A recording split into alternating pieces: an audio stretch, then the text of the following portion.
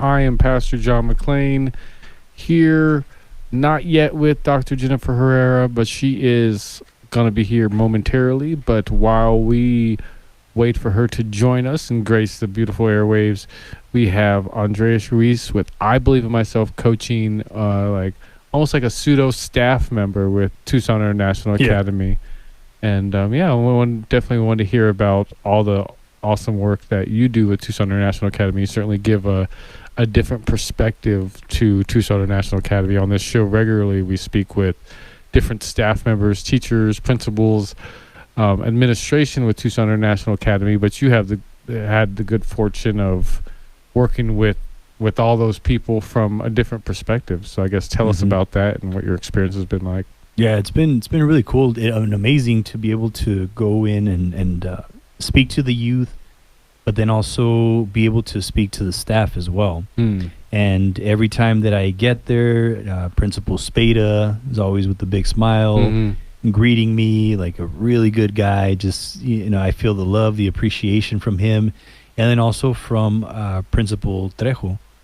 Every time that I go there, we have a good conversation. We start to talk about personal development books because he likes to do a lot of personal development. So, we start talking and we could talk forever, but he's definitely a really good guy. And then also I call her Valerie, but Mrs. Principal Enriquez, she's really great too. She's from the beginning when I started there, because the other two are pretty much new, not so new, but more than her. But I remember when I first got started there speaking to them, she was very receptive and very appreciative and really cool, really good people. And then Arlene has always been very helpful. Every time that I go out there, she's willing to tell me, hey, this is what you need to do, or where this is where you're going to set up. So just overall very helpful. And then there's Nidia.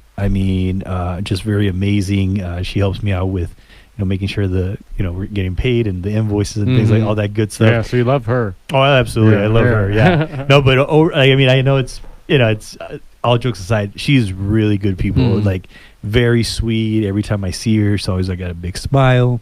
And honestly, the whole staff, and then Rubina, Miss Herrera, because she's the teacher, really, really nice. I really like her a lot because she kind of reminds me of Dr. J. Doesn't she remind you of Dr. J? For sure. Just with a big smile all the time, like a really good attitude. Like you just see her and you just want to smile. Yeah, absolutely. And I always tell Jennifer. Well, I call her Jennifer, but the kids. I remember one time I was giving a speech, and I said, "Yeah, and Jennifer," and they're like, "Who's Jennifer?" Like, "Oh, Dr. J," and they're like, "Oh, okay." That's what the J stands for. Yeah, okay. I don't think anybody ever knew that her name was Jennifer. I messed it up for her. But I think that her smile, like I always see the smile in Rubina, just like her mom, and I think that they have great energy together. They're really. I mean, you've had them in the studio, and you can see how they both have amazing energy, like really positive.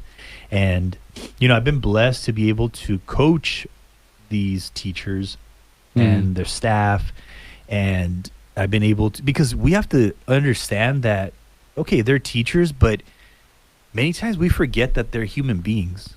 They're just like us. They have challenges in life, they deal with stuff, and sometimes they don't have an outlet to be able to talk to somebody that they won't feel judged or anything like that, or that they won't they just want somebody that they can talk to, that they know that it's kind of like a safe space, I guess. And that's what I bring to them with coaching, is just a safe space. How are you doing with your relationships? How are you doing with your health? How are you doing in school? And, we always have some great conversations, very powerful conversations. Some of them have some really big breakthroughs. And I'm really proud of a lot of them that I've coached, just the awareness that has been brought to them. And themselves, not so much the whole schooling thing, but for yourself. I think that it's important that you have awareness of how you react to things, how you deal with things, and it teaches me a lot too. Just by coaching somebody, I think it really helps me gain more awareness of myself as well. And interesting thing that I was curious about is, like, what's the difference between coaching their teachers versus coaching their students? That's a great question. So For the students, it's more of sometimes like they just need to vent. You know, sometimes they just need somebody to just listen. Because oftentimes a lot of kids, their parents are telling them, well, you need to do this. Well, you need to listen. Well, you need. Sometimes the kid just wants to express themselves and just say, hey, I'm having trouble. I'm having a hard day. And it could be that, or I also help them with, you know, just staying on top of their homework, making sure I'm keeping them accountable, and just having that person that they can just vent to, but then also say, hey, I don't know what's going on here. What do you think? And then I just kind of give it back to them. Well, what do you think? What do you think you could do in this situation, this circumstance? And then they start to come up with their own answers. So at the end of the day, the majority of the time I have them answer their own questions, but when I see that they're stuck and I see that I can do something for them, then I just do it for them. I talk to them. I tell them, hey, do you mind if I give you a tip? And this is something that's very powerful as a coach, is to just ask for permission. Because not a lot of people ask for permission when they want to give their advice. Interesting. You know, a lot of people are just ready to say, well, you shouldn't have done that. Well, you know, when I was your age, no, nobody wants to hear that. You know, you're as soon as you say, when I was your age, I used to, no, they just blocked you out. They zoned out. They don't even want to hear you anymore. That's interesting you say that, because when I was your age, I'm just kidding. I just zoned out right now. What did you say? But yeah, it's just somebody that will listen without judgment. And when I tell them, hey, do you mind if I give you a tip? I always ask them, hey, is it cool if I give you a tip? Like, this reminded me of something. Yeah, please do. Or I'll tell them, hey, that reminds me of a client that I'm coaching. Do you mind if I share his experience? And then they say, yeah, please do. And when I tell them the story, they're like, huh, I never thought about it that way. Oh yeah, maybe I could do that too. And then the insight is in the story. So that's why I always like to tell stories with my clients is, hey, you know what? I had a client that is having trouble with their relationship. Can I share that with you? Yeah, please do. Well, this is what they did. Is it, yeah, you know what? I actually did that before and I just forgot about it. Sometimes you need a reminder. Or I ask them, well, what is it that you could do in the situation? Well, I do remember I used to journal a lot. I haven't journaled in years. Maybe I'll start journaling. Okay, do that. Sometimes we just forget to do, a morning routine. Oh, when's the last time you did your morning routine? Oh, man, it's been 3 weeks. Oh, let me start back on it. And then they get on it. And then the next day they're like, wow, that was it.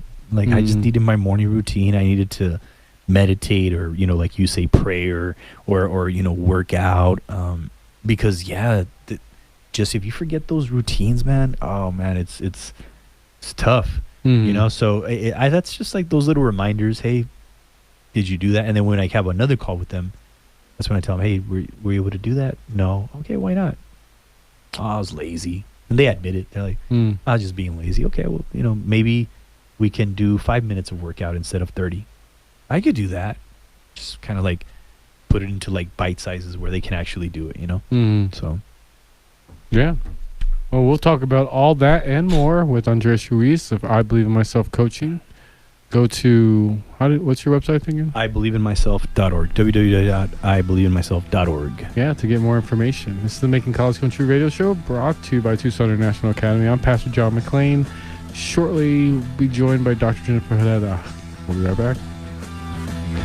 Welcome back to the Making College Come True radio show, brought to you by Tucson International Academy. I am your co-host, Andres Ruiz, and with the host of the show, Dr. J, Jennifer Herrera, and I am subbing in for John today, so I'm really excited. Yes. It's going to be fun. I know, and you know, we were talking a little bit about how like some of the work that I've done at TIA, and you know, it's been amazing. It's been an amazing experience. I've been really truly blessed to be able to work with the kids, with the staff, and I know that, you know, I'm kind of excited to see, you know, what's to come, you know, for the next following year. Me too. You know, and I mean, it's been an amazing year, just like the end of the year with the graduation, with the career day. I mean, you guys, Cinco de Mayo, I mean, you guys go all out. And, you know, so like for the people that are listening that, you know, are maybe listening and thinking about like, man, you know, like, do I want to where do I send my child? Where would be a great idea? Like, what do you feel like? Well, what are some things that you can share with the audience of like what is to come when it comes to like Tucson International Academy for anybody that's interested? Like, what would you tell them that you have in the works right now? Oh, wow. That's a great question because we just finished our school year. So our last day with students was Wednesday. Our last day with teachers was Thursday. And then today's Friday. Yeah. So it's great. It's a good question to ask me right now because we're very mindful and prepared for what we're planning to do next year. So what I can say is, this past year was kind of a very odd year. It was not your typical traditional, hey, we got our education, we got our kids to college, it was a very fearful year. I think the whole year people were like, are they going to shut us down? Are they going to shut us down? With some sort of illness COVID was still real this past school year. Just not only the COVID, but I think our whole society has been rocked a little. I think that there's confidences that are shaken. I know a lot of the business world is different now. A lot of it for the better, a lot of it for the bad. So, you have your wins and your losses. You have parents that are in a different spot, and maybe their idea about education has changed a little bit because, now that we can work at home, why not do schooling at home? But then there is the child factor where they are not just like someone who's just going to sit at a table. They're not. And at school, we work into the daily routine, getting up, getting down, getting a drink, going to the restroom, washing your hands. I mean, we just build in routines. And I think that when you're a parent and you shift from schooling, sending your child to school to schooling them at home, you go through a little bit of figuring it out how to make it work. So I think that, this is my opinion about the matter, is that I think that there is no school or school system that is perfect for every child. So what I would say to parents today, if you're hearing me talk right now, is as you look at next school year, think about your child and each of your children differently and see, is this serving my child? If you stayed home with your child and they did distance learning, because I know at our school we still do allow students to choose distance learning. And so they do learn from home and they just connect with the classroom online as well as through whatever assignments and projects and activities. So I would say look at your kids and decide what worked, what didn't work for each one of them. If you have a very super active child and at your house you need it to be quiet because you're working from home, then probably not a great fit for both of you. So somebody's got to go to the office or else go to school. So, those are the kinds of practical things. And I want to say to parents online, just as I have said to parents at our school physically, that we understand, schools are not going to judge you. That's the beauty of education in America. There's a lot of ways to get it done. There are homeschooling laws that allow a parent to do all of the homeschooling, all of the schooling. And different parents feel equipped or not equipped, to do all the subjects, especially as they get older, the math and all that. I always hear that. It gets hard, doesn't it? Oh, yeah. Few arguments with the child, that usually happens. And then among spouses, too, because that's not how they did it. They taught it the other way. And it goes on and on. So, that's just part of life right now. And what I think is if you want to do home, there are ways to do it. And there's all kinds of co-ops. There's all kinds of homeschooling groups so that your child perhaps will be in a smaller group. There's all kinds of ways to do education at home. So I just want to put that out there first. Now, I personally, of course, am someone who educates kids on site. So I'm the school that you send your child to our school in person. And when they come, we do our best to wipe down everything. We have full-time custodians, and our schools have never been cleaner. I will say that. But I like that part. I'm a little bit of a germaphobe myself. So it makes me happy to see that the schools are so clean. I mean, really, they're super clean. So germs will be minimized. As far as close contact, kids are going to be in close contact. Oh, yeah. So, you can have a school where they're all distanced, but it's so awkward. I remember when it, was really bad with COVID, we were all so spaced apart. But, the kids, I think, are done with that. They're just kind of lumping back together again. And it's not been bad. We had very few cases of COVID this year. All year long, we only had a handful. So that I can say I'm really glad for. We err on the side of caution. So if someone said they had it, we just had to go with it and like close a classroom or go to distance learning or whatever it was that we had to do. So what are we looking at next year? Next year is an unknown. I would say just look at your child and decide based on your child's learning styles. And if they need structured environment with up and down and washing hands and all that, send them to school. And of course, you could send them to our school. The difference between a charter school, and charters are all different as well. Yeah. My charter schools are very small. Each school is very small. It's kinder through 12th grade with 150 or less students. So that means they're multi-group settings. That means like you could be in a 2, 3, 4. I have a second, third, and fourth grade grouped together. People may say, well, how does that work with bullying? It's not an issue because there's only 3 to 5 kids per grade level. So you're looking at 15 kids. It's easy for a teacher to keep an eye on it. Plus, they become like family, and they work together. So that's how we run it. We run it with little micro groups, with centers, with activities, and then we get all of our great events. And those events are just a super high. The kids are excited to perform their folklorico dancing, for Cinco de Mayo in the park. That was so much fun. For our career and college fair, we had 38 businesses come and spend the day with us. I mean, even the businesses are dying to get back out there. So the kids just loved it. They got to meet the businesses and get to talk to someone about their future careers. They loved it. So we did that in person, and it was managed quite well, and there was not one report of a sickness afterwards. So what I can say is right now, our large group things are being a positive result. There's like no illness being reported. There's no negative really happening. I think people have forgotten good manners. I think everyone's kind of a little snappier. And I would say that's just because we had to separate and people were fearful of being close to someone. So they were like, move, you're too close, or they would have another thing that would upset them. So I think we're getting back to good manners and trusting people are going to behave. Even when they don't behave, how do you respond? Do you go in and throw a chair at the teacher? That's happening. That happened right here in Tucson at a different school. Really? Oh, my and God. I mean, shame on us as a society Yeah. that we think that that's the way to solve that problem. Not a good job.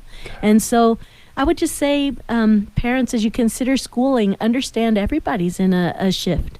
And we have to be nice to each other. And I can say for my families at Tucson International Academy, they've been awesome. They've been so supportive.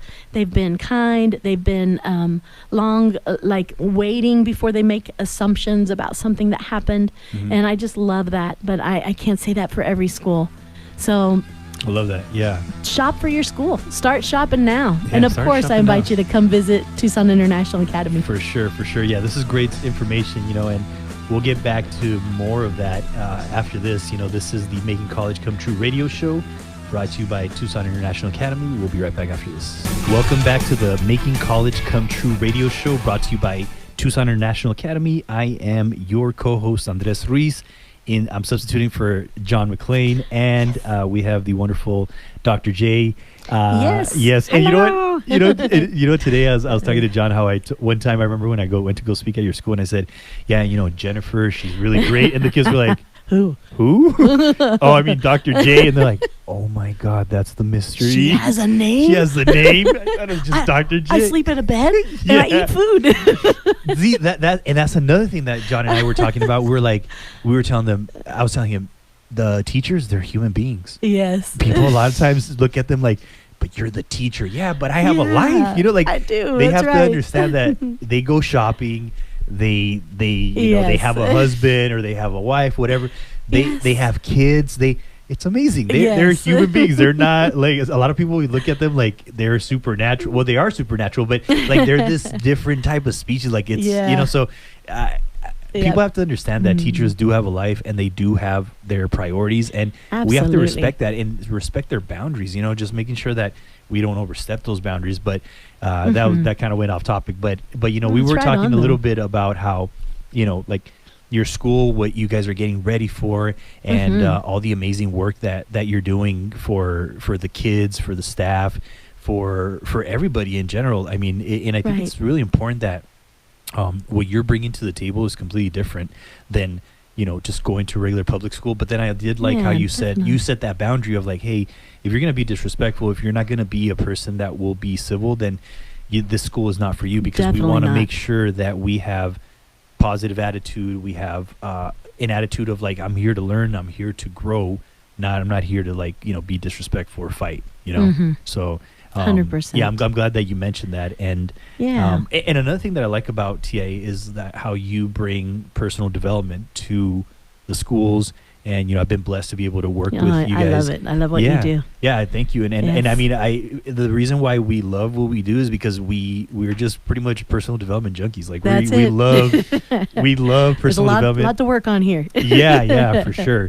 But awesome. Tell us a little bit about like what like inspired you to just start having these personal development workshops and just bringing people. I know you bring Mama Goose and Papa Goose and all these amazing people. Like, tell us a little bit about that. Like, what inspired you to start with personal development for your schools?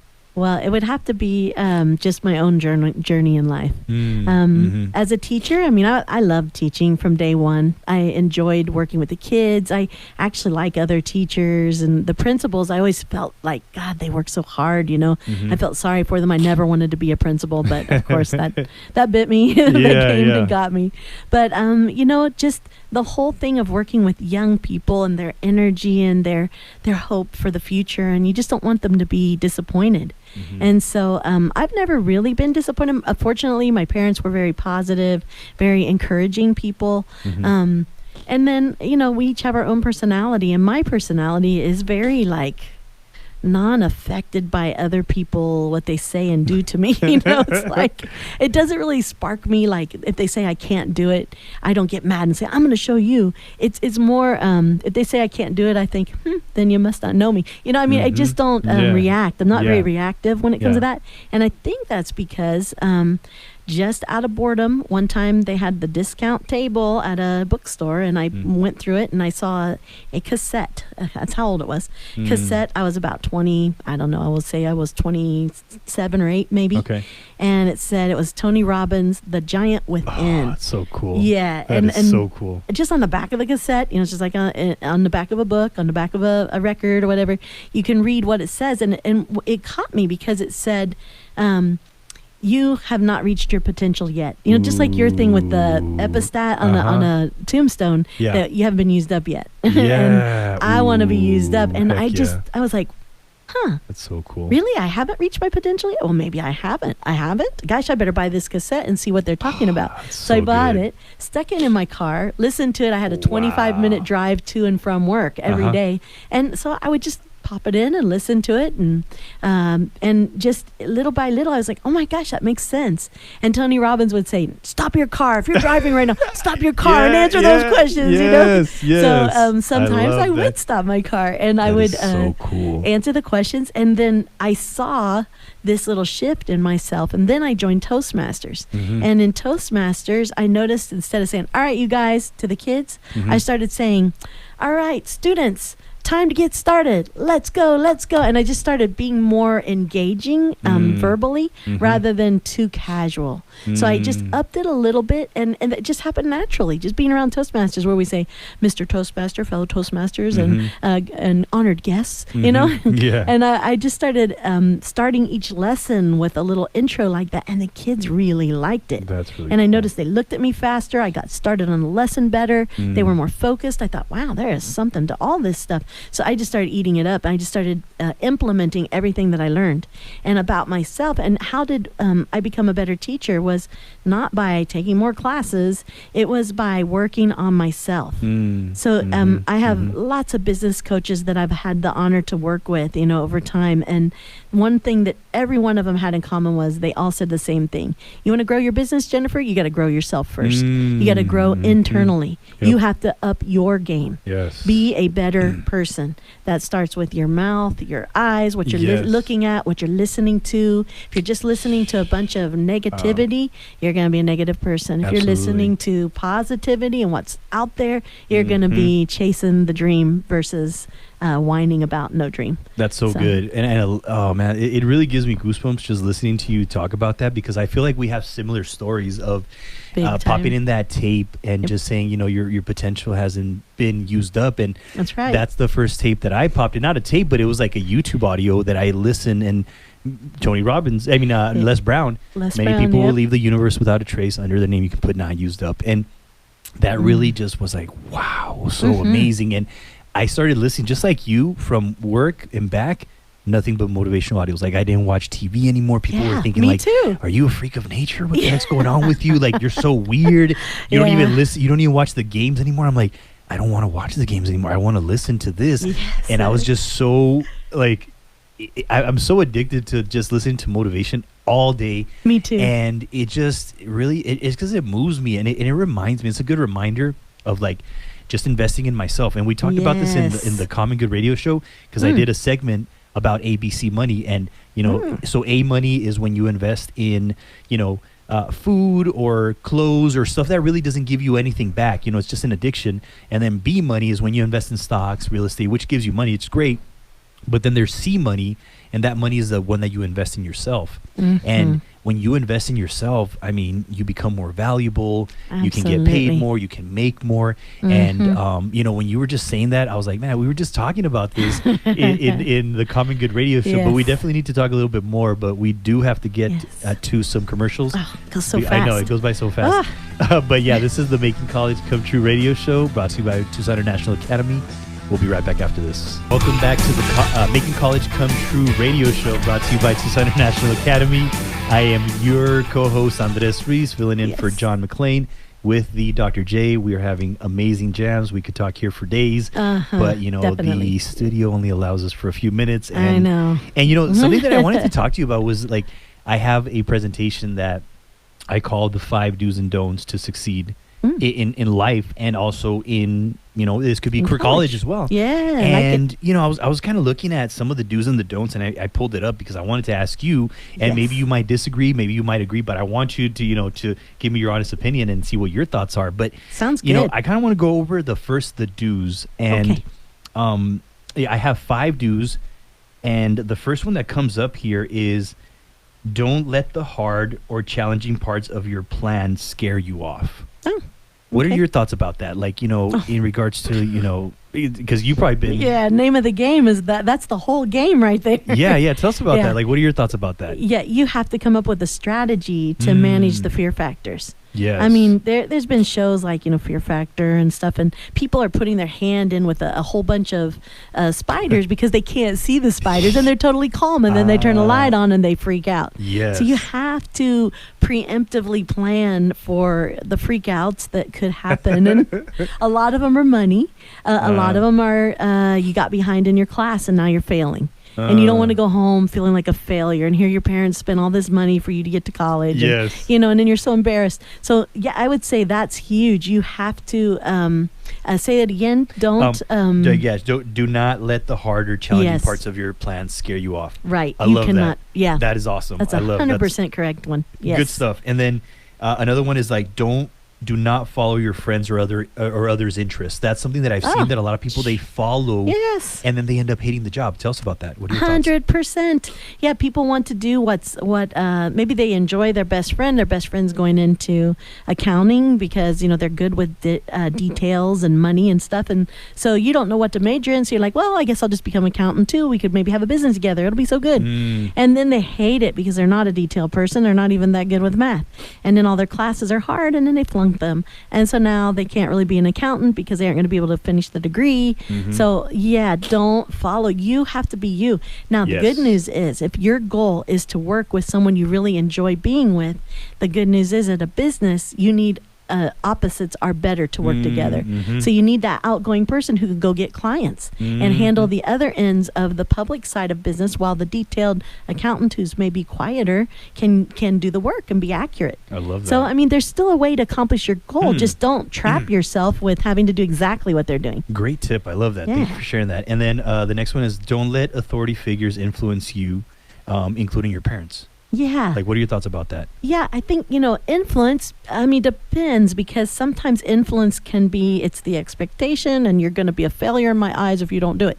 I think parents are becoming better about that. I think it was more old style of parenting was more like, your father had a mechanic shop and I have a mechanic shop and you will have a mechanic shop. Okay. But, if it's not in the heart of the kid, you have to, be free of that. So how can you be the best you? You have to focus on that. Absolutely. And that's where self-discovery comes in. Some of the career surveys that I think a lot of schools are doing these days, we certainly do that. And we can help a parent. We offer to help our kids have that conversation with their parent. We've had the mechanic thing before. And so we just sat with that family and the kid said, in front of us, said, I just am not inspired about the idea of owning the shop, Dad. But what if I want to be a graphic artist? What if I promote the heck out of your business so that maybe my younger brother, if he's interested, he'll have great success because I'll make him successful with my advertisement. That is good. The parents were like so glad that the kid was honest. I love that. Yeah, they didn't even get mad. So I hope that parents would be understanding. Let your kids be your kids and honor what they do, because it doesn't mean they're going to disrespect you. That's not disrespect. They've got to do what their gifts are. I love that. Thank you for sharing that. That's so powerful. Great tips. And then next one is, do not pick what's easy. Pick what interests you. A lot of people sometimes they go with what's easy. Oh yeah. Because they're like, well, it's going to take me 2 years, but then they don't like it. So tell us a little bit about that. Like, what are your thoughts? Big trap. Yeah, you got to go with what you're very interested in. And for me, I'm interested in so many things that it's a little overwhelming. My husband, I remember one time he was just kind of like, okay, now what direction are we going? But, then he started his own whole, we just both grew together. We grew in our own areas of expertise, but at the same time. And that was actually a lot of fun. That's so, cool. say the don't again? Or yeah, the do, so don't do anything don't not pick what's easy, pick what interests you, yes. what you like. Yeah, say you just love a certain kind of music, and then you just have to pick, what would you do? Are you going to promote bands that play that music because you're a good person who can promote? Yeah, or are you a good musician and you want to play maybe with that band, or you want to be a band like them? Yeah. There's so many different aspects. So you'll get clarity, but you need to pursue your passion. Yeah, and I like what you said, clarity. That's a huge one right there. I think it's so important. And the next one is, do not think you are stuck in one career path. Oh, tell me about that. What are your thoughts about that? My thoughts are, thank God I realized that early on, because I loved teaching so much. Yeah. But I could see some obvious things that could enhance our whole public system. And I thought that parents should have more choice. So bringing a choice. So then, lo and behold, here comes charter schools. And charter schools are a parent's choice. You don't have to send your child to a charter school. But if you want that, if you choose to do something a little different because you think it fits your child's needs better, then you have that opportunity. Yeah. And it's still free. You guys, you cannot get free education normally that is that specifically different. So small schools, it's hard for us to afford to pay good teachers and to have such small class sizes, but it's worth every penny. I will sacrifice the money to get the quality that brings. I love that. Yeah, good stuff. And then so the do's. So those are the don'ts. So the do's is have hobbies, interests, and passions, even if you do, while you're doing, following your career path. What are your thoughts about still having those hobbies, those interests, and those passions? Absolutely. You got to stay hot on the trail, and your trail is going to be hot when you're involved. So with Toastmasters, I'm still a Toastmaster. I don't go as regularly as I did at one time, but I still am a Toastmaster, and I'm taking my younger teachers, my future leaders, to Toastmasters with me. That's because awesome. I know it's going to play a role. So you have to do that. Yeah, it's inconvenient. It's 6:15 in the morning. We're doing a Toastmaster. Come on, that's not exactly my joyride, okay? But it's worth it if you're going to invest in somebody's life. I love that. Yeah, that's good stuff. And me too. I was a Toastmaster while I was working, and that really it gave me life. It just made me feel so good. So thank you for sharing that. We're fellow. That's how we met, fellow Toastmasters. Yes, it is. And then test drive your career path. Do it. Test drive it before you actually get in. Tell us about that. Absolutely. Yeah. If you can just shadow someone who does that job, if you can just be their assistant, if you can just answer the phone, if you can just go with them when they're making that sales call, whatever you can do to get a glimpse before you jump in, that's a smart thing to do. The other thing is, if you do get into a career and you're like, whoa, what is this? Like a friend of mine got into business management degree and got this high paying job to oversee a factory. I mean, it was like a job sought after, and he had to fight to get the job, and he got the job.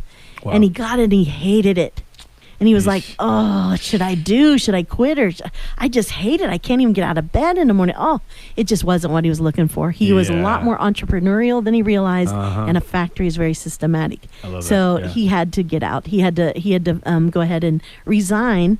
And he took a lot of heat for that from a lot of people who were like, well, you said yes and you fought for it. You should have stayed. Yeah, but how long are you going to do that? You're not going to end up being good at it anyway. So you have to... if you can test drive first. So he test drove early enough, it did not harm him. He got out when he realized it was not it, and he went his own way and is doing great today. I love that. Yeah. Yes. And thank you for telling the stories. I think that helps out a lot too. I'm old. I know a lot of people. No, I love that. No, stories are the best.